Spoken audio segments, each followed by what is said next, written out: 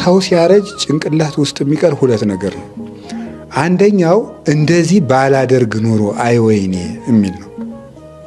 አይወይኔ እንዲህ ባላደርግ ኑሮ፣ በ20 ዓመቴ እንዲህ ባላደርግ ኑሮ፣ የዚያን ጊዜ የገሌ ጓደኝነት ምን ነው ቢቀርብኝ እና ሰው ሲያረጅ ይሄ ጭንቅላት ውስጥ ይቀራል።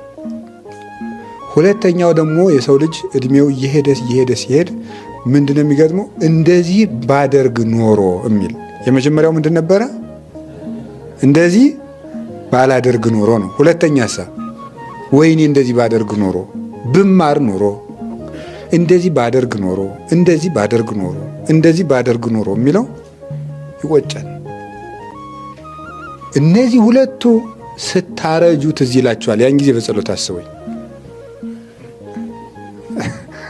የዛ ጊዜ እነዚህ አሁን ስታረጁ ትዝ ይሏቸዋል፣ እርግጠኛ ነኝ።